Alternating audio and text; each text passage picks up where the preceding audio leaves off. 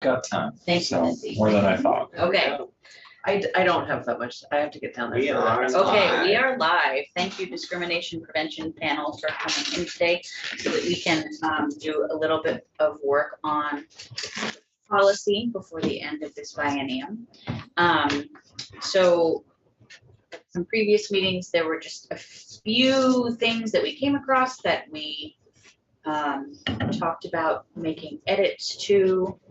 And so we'll, I think, we can go over those today and then come back another day after they have been edited to some final approval of things. Do we have a short list of what those are? I know, I think I have a pretty good list in my head of the ones for the rules of procedure. Yeah. And they've actually been part of the discussion that I've been having with your colleagues in the sexual harassment prevention panel as well. Oh. Same, your rules are so close that they're the same couple of issues. So let me pull up, let me log into the meeting. Sorry about that. While you're doing that, I can give a super brief update on the house training. CSG had someone who said she could do a training on discrimination. I jumped into a meeting with Jill and her and a couple of other people from CSG, and it seemed like what we were hoping for was exactly what she was prepared to do. And so that's coming May 2nd, I want to say. It might not be right, but I think that is. It'll be about an hour and 15 minutes. We didn't feel that we could squish in any more time than that. But I think it's going to hit all of the things that we have touched on in here in all of our proceedings that people felt were important to make sure we're in a training. So there'll be a little bit more work to prepare for that on CSG's end. If there's anything that you want me to pass along to make sure gets added, just please let me know. We don't really, it's not something we have to participate in. So what kinds of things are you? Well, so one of the complaints we had dealt with earlier, there was a request for there to be training around the dress code and the gender dress code, things that changed. And so that was something that she was going to touch on. And then the other thing that came up was talking about power dynamics in the building. And so those were the two main things that she was going to focus on. But again, if there are other things that we want to make sure make it into that training, she was prepared to, take our feedback on what we wanted to talk about. And then next year, when all the trainings happen at the beginning of the session, a training on this would be built into all of that other schedule of training. The White Affinity Group of the Social Equity Caucus came up with spent a year and a half coming up with a document on a committee protocol document. Is this the information share from you at the end? I don't know. I don't know what the information share. Well, I think it might, I think it was, because that was the thing you had mentioned to me. Okay. So can we circle back to that after we go over the edits? Is that okay? Okay. Are you ready? I am. Okay. That was why I put that on there. That's okay. Okay. So let me share the rules of procedure. So I will walk you really quickly through the different spots that I've highlighted. And I think today we can look for just an up or down on yes, we want to see language. And then next meeting I can have language for you to either approve or say no, or to say change that. So the first is the first we've actually covered. One of the first issues that was highlighted in your colleagues there is that we hadn't covered outside counsel or investigators. So that's covered. The next is contacting the panel. So one of the things that they've been discussing over on the sexual harassment prevention panel, which this panel has also struggled with, is a lot of people come to the panel with inquiries. But this kind of makes it seem like you're going into an informal complaint process. And also there's been confusion about, well, what's an informal complaint? I want to file a formal complaint, not understanding that the process for informal complaint is really like alternative dispute resolution. So there's a sort of a host of potential changes here to address these issues that both panels have been having, where if someone comes in and what they really want is someone to help them have a conversation with someone who made a hurtful comment or something like that, or said something inappropriate, but it was an isolated incident and they just want to make sure it doesn't happen again. Helping people to understand they don't need to file a formal complaint, which would trigger an investigation and everything else to do that. So the first proposal is to change Rule 2 to contacting the panel instead of informally contacting the panel. And then to change this opening sentence to say any person may discuss an incident or conduct or inquire about the policy instead of informally discuss. So it's just sort of clarifying that we're open for questions too about, is this discrimination? That didn't feel good, but I don't know. Can you just turn off the paragraph markers? Oh, yeah, I'm sorry. This is, that's for me when I'm drafting, so I can see everything. Well, welcome to my life where it is extremely busy, but it helps me catch errors when I'm writing. Wow, look at that, it's legible. And then instead of calling it the formal complaint process, calling it the complaint process. So we're thinking of things as alternative resolutions, an alternative resolution process or a complaint process, to sort of rebrand and hopefully help people better understand what their options are when they're approaching the panel. Yeah. And so the changes in there would there's a number of sort of minor changes. If that's something you want to look at, that I can just put in the policy. So, okay. Put check marks next to my house rules, which track these rules very closely for each thing to include. So the next was, just like I was talking about above, instead of informal complaint resolution, calling it the alternative resolution process. And then again, tracking this and then in C here, it says 2 or more panel members shall meet with the regulated individual. It's like there's only one track, when the reality is that the panels have both been using things like mediation, facilitated dialogues, restorative circles, that sort of thing, to help just repair relationships where, particularly with isolated incidents where it was a one-time thing, but we're going to prevent it from happening and ensure that people have a better working relationship going forward. And so would that be an update? Yes. Okay. The other thing that we talked about is we repeat the confidentiality language in a number of places throughout the policy, and then we have a rule on confidentiality. So instead of repeating the language a half a dozen times, one of the things that your colleagues on the sexual harassment prevention panel have discussed is referring everything to that rule.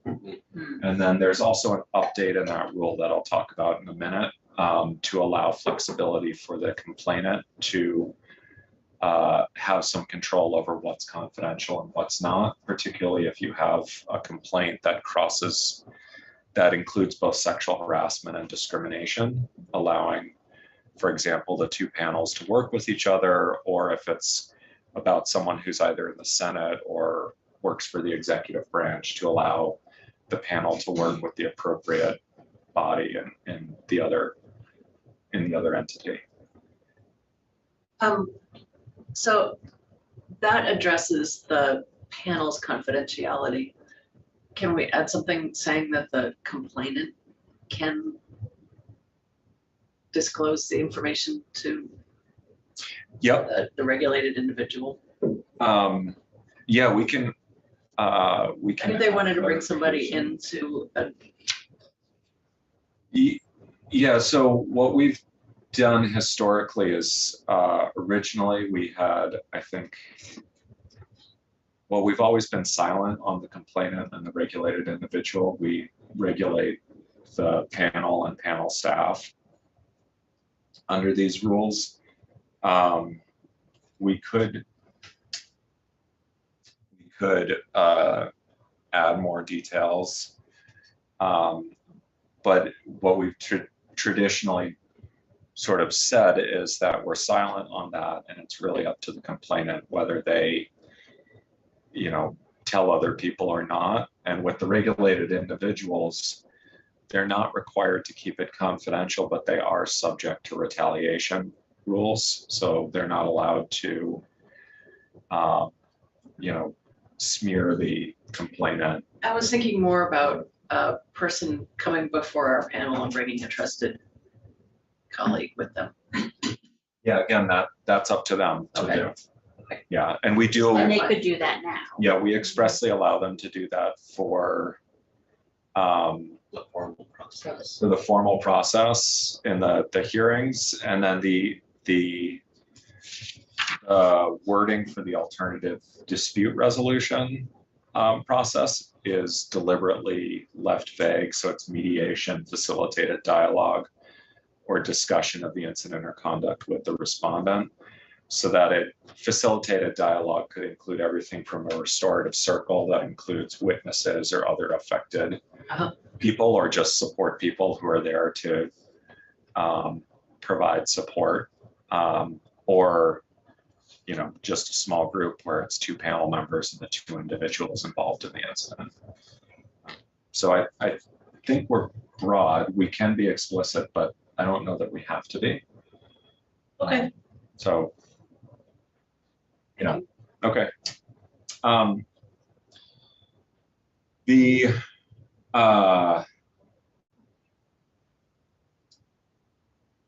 one other thing I wanted to highlight is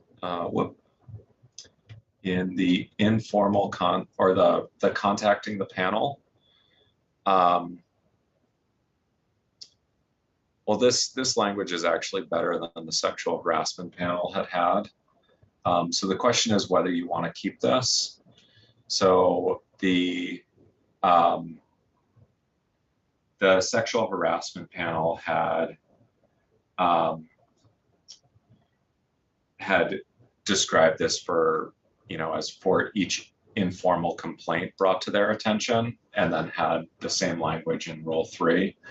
For you, it's already there, but it's also implicit in the informal complaint resolution and in the formal complaint resolution. So I don't know if the language is necessary. That said, the way this is worded, it also would require you, if you hear of an incident, to just immediately reach out to human resources or ledge counsel about, do we need to do anything? For example, if it's something where it's in the gray area, not sure if it violates the policy, doesn't look like it's likely to repeat, there may be questions about, what do we do? The individual doesn't want to proceed with anything. Do we need to do anything? I don't know if you want to keep it or not. I just wanted to highlight that, as this might not be essential language. It does reflect a best practice. I like it reflecting that best Okay. practice. Leave it in there.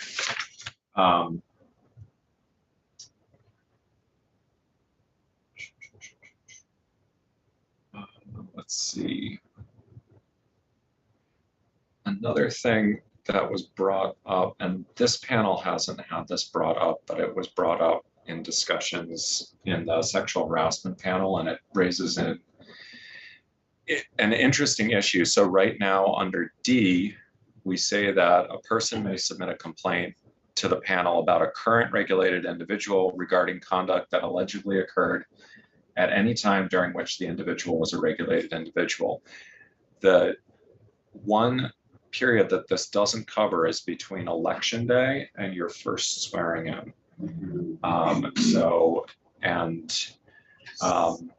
So that panel, their question was, what if sexual harassment happens at orientation or happens at the legislative briefing in December? So they are currently looking at language that would provide that for members of the House of Representatives, conduct that occurred during official General Assembly events between the date on which the member was elected and the date on which they were formally sworn in would be added to the jurisdiction of the panel. It's a policy question. And they're, Yeah. Okay. The only question that comes up for me is that our true jurisdiction on this one, since they aren't technically state employees at that time, do we have, legally speaking? I'd want to check with the clerk to get her take on it. I know, so to my knowledge, questions have never come up about orientation or the legislative briefing in particular. Questions have come up about incidents that occurred at celebrations following election day, which weren't official business. And the answer was no, we don't have jurisdiction over that because that's a private event. Those two events happening in the building. And they're Under the legislative auspices, business. yeah. Yeah. It's like you're not here, you kind of have to be here, and it's expected that you attend, and it's part of you becoming a legislator, so. Yeah, so that it makes it different from the private events or, it's the same thing. We don't have jurisdiction over something that happens at someone's place of work in their job outside of the legislature. But if it happens in the building or is at a legislative event, then we do have jurisdiction. What if it's two district mates or a group of district mates and they're not at the Capitol? So the Is that a question, legislative event? I mean, you're not legislating, but you. no, but if it's during the time that you're a member and it affects the legislative work environment, our past holdings have been that is covered under Right. the panel's jurisdiction. The same as if, You're at dinner. the same as if you were at the Capitol Plaza. Yeah. And, used a racial slur or something like that.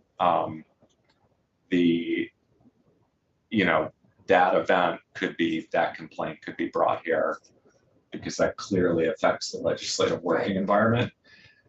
I think arguably the same thing would apply if, while you're a member, you're at an event back in the district, say town meeting day, a member responding to questions loses their temper and says something completely inappropriate to a member of the public. That member of the public could bring a complaint, or if you have multiple members there and they're on opposite sides of an issue again, and if words are exchanged and something inappropriate is said, that could affect it. Same if you wrote something about a member in the newspaper.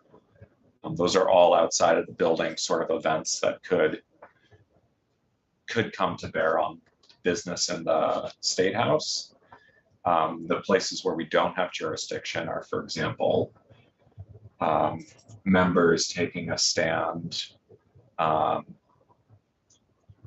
a controversial issue that may be viewed as racist or sexist or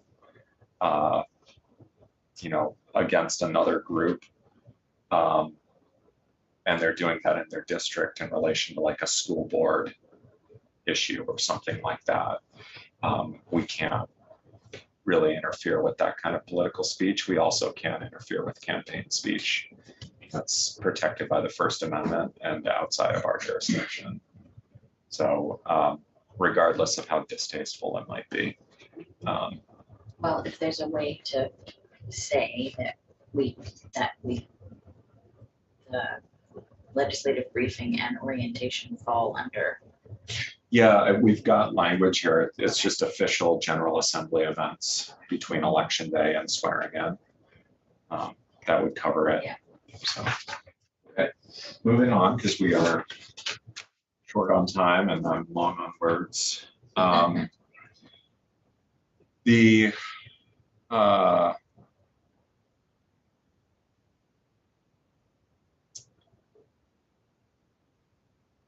so the let's see, nope, I went too far. So under filing a formal complaint, this is another issue that's come up just with the misunderstanding about what a formal complaint does versus what I really want to have is a mediated discussion with the member. Your colleagues have added a paragraph to the end of that, which provides that a complainant may elect to pursue a resolution under the alternative dispute process, and that was originally discussed in this panel. Yes. Early this session, and then it would provide that if they elect to do that, their formal complaint is stayed pending the outcome of the decision, and they can, if they're not satisfied with how that process went, they can continue to pursue their formal complaint. So It's definitely something.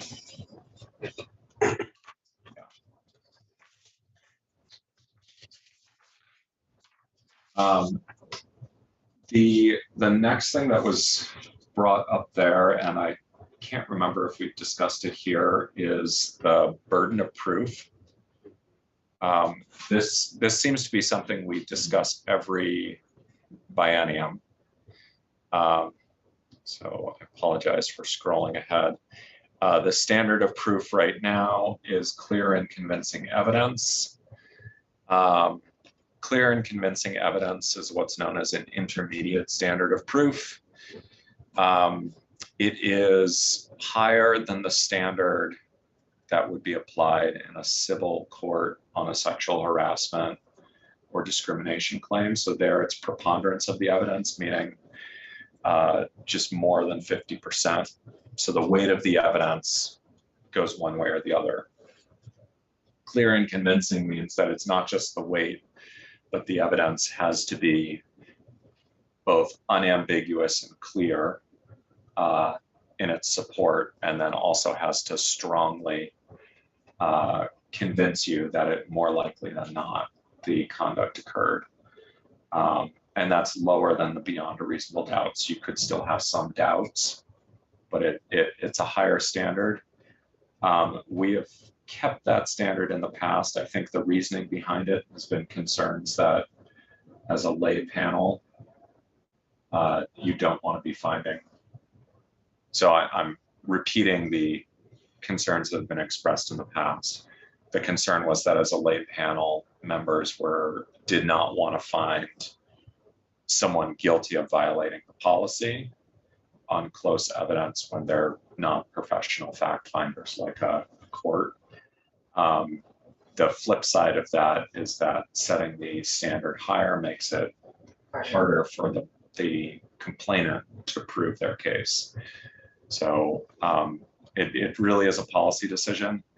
The sexual harassment prevention panel opted to keep clear and convincing. And that's also what the Senate sexual harassment panel uses as a standard, but it's a perennial point of discussion. Can we talk about that more in depth when we get together the next time? Mhm. I can show you the alternative language next time. Yeah, I mean, I just don't want to make a decision on that today, given limited time, and it would feel good to mull that one over.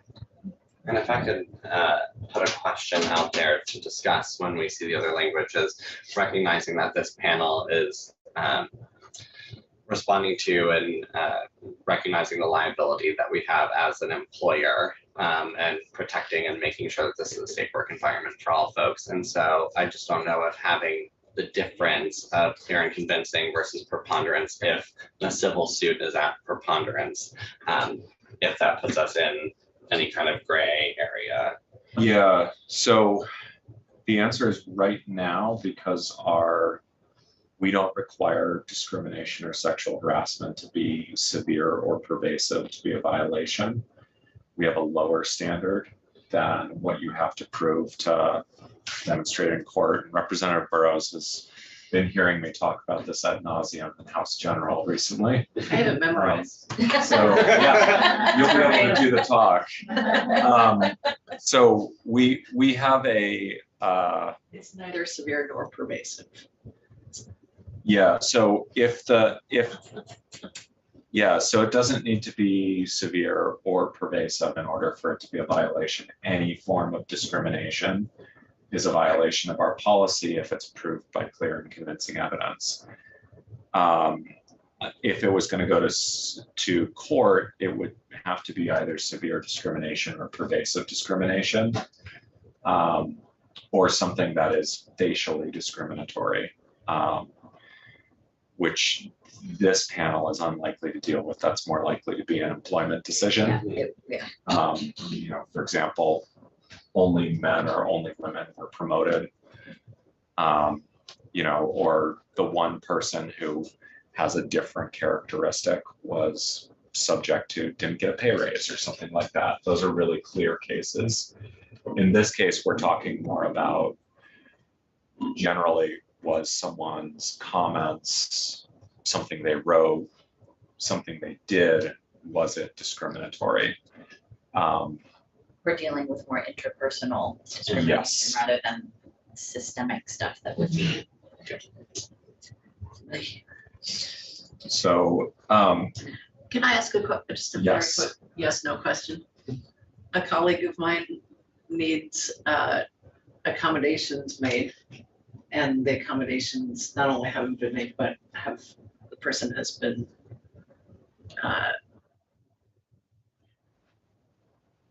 not ridiculed, but teased for asking for the accommodation. Is that something that I could bring to this panel? I should. Yeah. sounds like disability discrimination. Yeah. Right. And or Yeah. What's that? harassment if it's being mocked. Yeah. So, that's something that the colleague or you could discuss with the panel. So that's exactly. So I've used the possibility of the panel as leverage to get the accommodation for the colleague. Right. We can. We should talk. What? We should talk. Yeah. What is that? No. Yeah. We can I have talked with them. talk offline and also.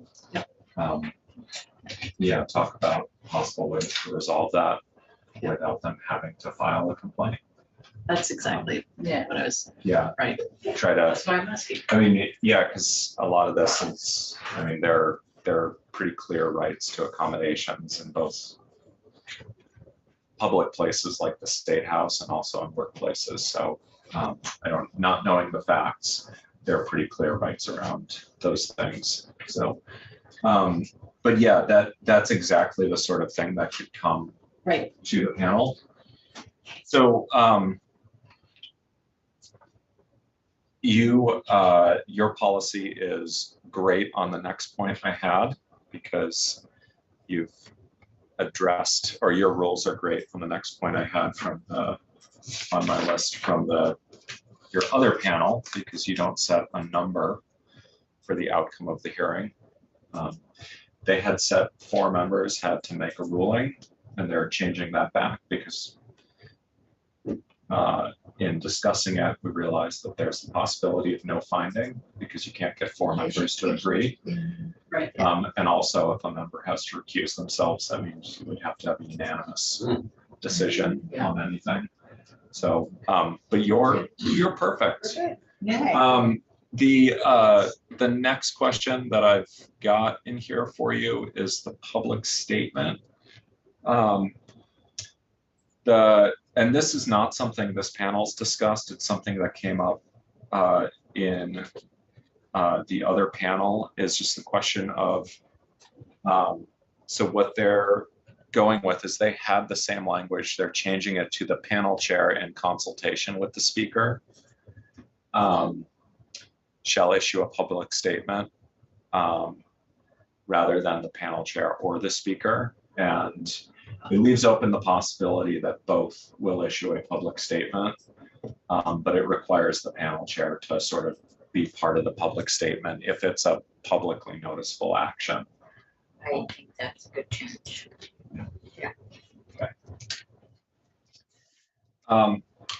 The confidentiality piece is the next piece.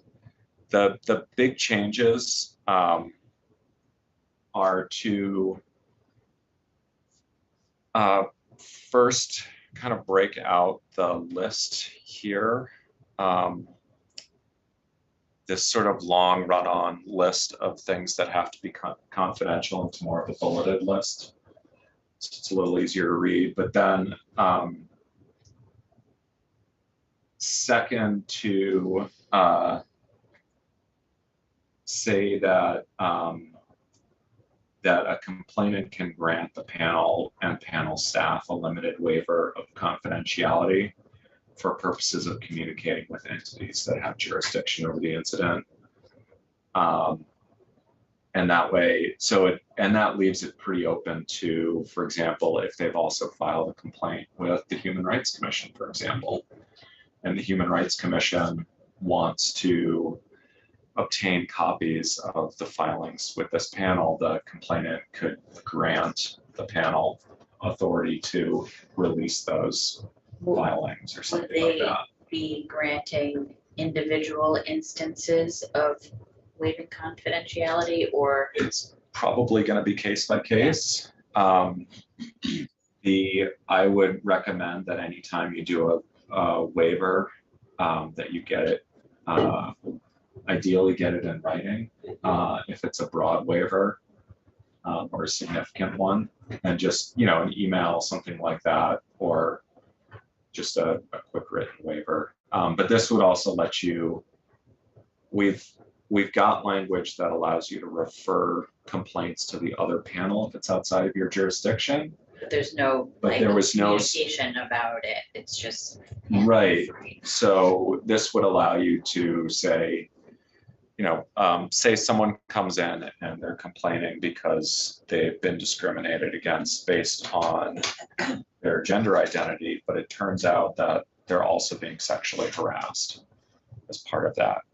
Sexual harassment falls outside this panel's jurisdiction, and you can refer that complaint on, or you can say to the individual, do you want to also file a complaint there? We can work in tandem so that instead of reviewing each of your complaints in a separate vacuum, the two panels are working together to structure a resolution. Go back down to committee, sorry. Can I just say really quick? Yeah, about the, please, okay, so please. the White Affinity Group of the Social Equity Caucus spent about 1.5 years putting together some a committee protocol document on how witnesses can be expect to be treated, and also how witnesses should be treated.